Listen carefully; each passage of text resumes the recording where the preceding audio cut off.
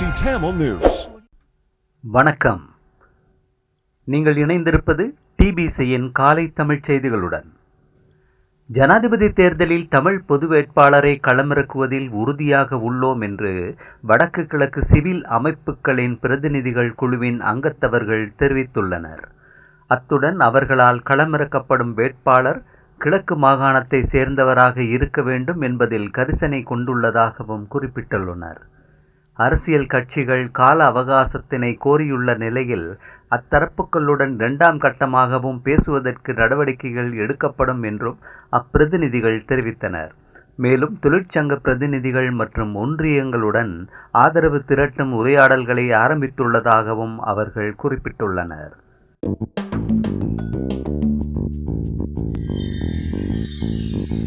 ஐக்கிய நாடுகள் மனித உரிமைகள் பேரவையின் காணாமலாக்கப்பட்டவர்கள் பற்றிய அறிக்கை ஒரு தலைப்பட்சமானது என்று இலங்கை அரசாங்கம் தெரிவித்துள்ளது. ஐக்கிய நாடுகள் மனித உரிமைகள் பேரவை உயர்ஸ்தானிகர் வால்கர் ட்ரக்குக்கு இலங்கையின் ஐநா வதிவிட பிரதிநிதி ஹிமாலி அருத்திலக்கவினால் கடிதம் மூலம் அறிவிக்கப்பட்டுள்ளது. இலங்கையில் வலிந்து காணாமல் ஆக்கப்பட்டவர்களுக்கான பொறுப்புக்கூறல் எனும் தலைப்பில் அனுப்பி வைக்கப்பட்டுள்ள கடிதத்தில் குறித்த அறிக்கையை வெளியிடும் செயற்பாடானது அவசியமற்ற மற்றும் ஒரு தலைப்பட்சமான முயற்சி என்பதை சுட்டிக்காட்ட விரும்புகின்றோம் என்றும் குறிப்பிடப்பட்டுள்ளது. அத்துடன் அவ்வறிக்கையை மனித உரிமைகளுக்கான உயர்ஸ்தானிகர் அலுவலகம் வெளியிட்டுள்ளமையானது அதன் உயர்நிலை நடவடிக்கைகளை கைவிட்டு அந்த அலுவலகத்தின் நோக்கங்களை கேள்விக்குட்படுத்தும் வகையில் காணப்படுகிறது என்றும் தெரிவிக்கப்பட்டுள்ளது.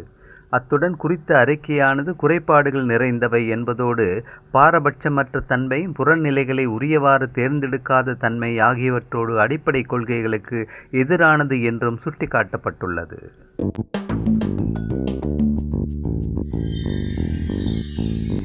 பயங்கரவாத குழுக்களுடன் தொடர்பு வைத்திருந்ததாக சந்தேகத்தின் பேரில் இந்தியாவின் குஜராத்தில் கைது செய்யப்பட்ட 4 சந்தேக நபர்களும் மத தீவிரவாதிகள் அல்லர் என்று பாதுகாப்பு அமைச்சின் பொதுச் செயலாளர் ஜெனரல் கமல் குணரத்ன தெரிவித்துள்ளார். அத்துடன் அவர்கள் போதைக்கு அடிமையானவர்கள் என்று குறிப்பிட்டுள்ள அவர் கைது செய்யப்பட்டவர்களிடத்தில் விரிவான விசாரணை நடைபெற்று வருகின்றது என்றும் கூறியுள்ளார். இலங்கையின் உளவுத்துறையானது இந்த விடயத்தில் விழிப்புடன் உள்ளதாக தெரிவித்துள்ள அவர் இந்தியாவுக்கு சென்ற 4 நபர்கள் மற்றும் அவர்களது கூட்டாளிகள் குறித்தும் விசாரணை நடத்தப்பட்டு வருகிறது என்றும் அவர் தெரிவித்தார்.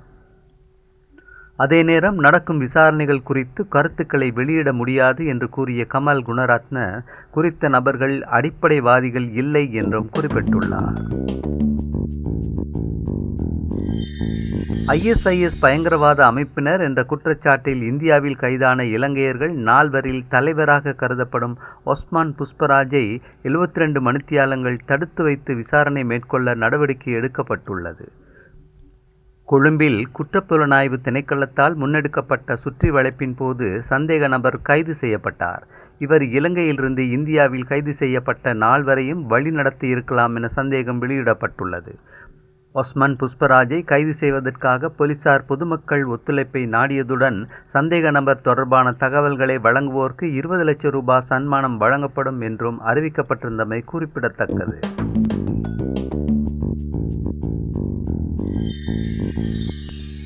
தேர்தல்களை பிற்போடும் எந்தவொரு கோரிக்கையையும் ஜனாதிபதி ரணில் விக்ரமசிங்க முன்வைக்கவில்லை என கடற்தொழில் அமைச்சர் டக்ளஸ் தேவானந்தா தெரிவித்துள்ளார். ஜனாதிபதி தேர்தலையும் பொது தேர்தலையும் எதிர்வரும் 2 வருடங்களுக்கு ஒத்திவைப்பதற்கான யோசனை ஒன்றை நாடாளுமன்றத்தில் முன்வைக்க நடவடிக்கை எடுக்க உள்ளதாக ஐக்கிய தேசிய கட்சியின் பொதுச் செயலாளர் பாலித்த ரங்கே பண்டார அண்மையில் தெரிவித்தார். இந்நிலையில் கிளிநொச்சி, தர்மபுரம் வைத்தியசாலைக்கு கண்காணிப்பு விஜயம் மேற்கொண்டிருந்த டக்ளஸ் தேவானந்தாவிடம் தேர்தலை பிற்போடும் யோசனை ஒன்றை முன்வைக்குமாறு ஜனாதிபதி ரணில் விக்ரமசிங்க கோரினாரா என்பது தொடர்பில் செய்தியாளர்கள் வினவினர். அதற்கு பதிலளித்த அமைச்சர் டக்ளஸ் தேவானந்தா தேர்தலை நடத்தும் நிலைப்பாட்டிலேயே ஜனாதிபதி உள்ளதாக குறிப்பிட்டார்.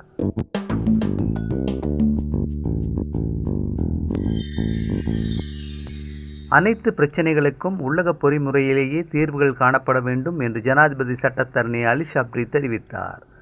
உள்நாட்டு விவகாரங்களில் வெளியக தலையீடுகள் காணப்படும் பட்சத்தில் இனங்களுக்கிடையிலான துருவப்படுத்தல் அதிகரிக்கும் நிலைமைகளை ஏற்படும் என்றும் அவர் சுட்டிக்காட்டியுள்ளார். வடகிழக்கு மக்கள் 15 ஆண்டுகளாக ஐக்கிய இலங்கைக்குள்ளே கௌரவமாக வாழ்வதற்கு விரும்புகின்ற நிலையில் அவர்களின் பிரச்சினைகளையும் கோரிக்கைகளையும் உள்நாட்டுக்குள்ளேயே தீர்ப்பதற்கான நடவடிக்கைகளை நாம் விரைந்து எடுத்து வருகின்றோம் என்றும் குறிப்பிட்டார். வலிந்து காணாமலாக்கப்பட்டவர்களின் அலுவலகம், இழப்பீட்டு பணியகம் ஆகியவற்றின் வினைத்திறனான செயற்பாடுகளை முன்னெடுப்பதற்குரிய நடவடிக்கைகள் முன்னெடுக்கப்பட்டுள்ளதாகவும் அவர் கூறினார். உண்மை மற்றும் நல்லிணக்க ஆணைக்குழுவையும் ஸ்தாபிப்பதற்கு விரைந்து நடவடிக்கைகளை முன்னெடுத்து வருகின்றோம் என்றும் அவர் சுட்டிக்காட்டினார்.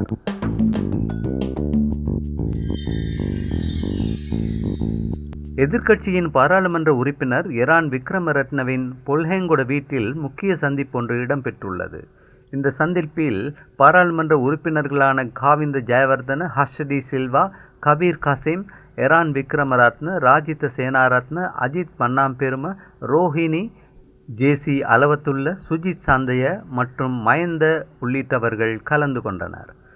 ஜனாதிபதி தேர்தல் தொடர்பில் இங்கு பேசப்பட்ட நிலையில் ராஜித சேனாரத்ன மற்றும் அஜித் மன்னாம்பெரும ஆகிய இருவரும் ஜனாதிபதி ரணில் விக்ரமசிங்கவின் வேலை திட்டங்களை ஆதரித்து கருத்துக்களை கூறியுள்ளனர்.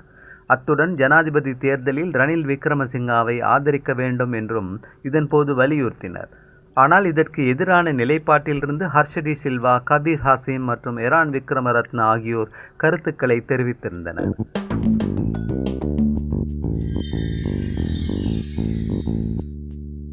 தென்கிழக்காசியாவின் மிகப்பெரிய நூலகமாக திகழ்ந்த யாழ் பொது நூலக எரிப்பு இடம்பெற்று இன்றுடன் 43 ஆண்டுகள் கடந்துள்ளதனை நினைவுகூரும் நினைவேந்தல் யாழ் பொது நூலகத்தில் இடம்பெற்றது.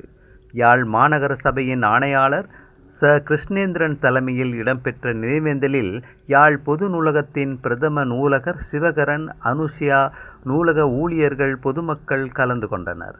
இதன்போது நூலகம் எரிக்கப்பட்ட போதும் அதனுடன் தொடர்புடைய வன்முறைகளின் போதும் உயிரிழந்தவர்களுக்கான சுடர் ஏற்றி மலர் தூவி அஞ்சலி செலுத்தப்பட்டது. தென்கிழக்காசியாவின் மிகப்பெரிய நூலகமான யாழ் பொது நூலகம் 1981ஆம் ஆண்டு ஜூன் மாதம் 1ஆம் தேதி எரிக்கப்பட்டமை குறிப்பிடத்தக்கது. அந்த செய்தியோடு நிறைவுக்கு வருவது இன்றைய டிபிசியின் காலை தமிழ் செய்திகள். மீண்டும் மாலை தமிழ் செய்திகளோடு சந்திப்போம். வணக்கம்.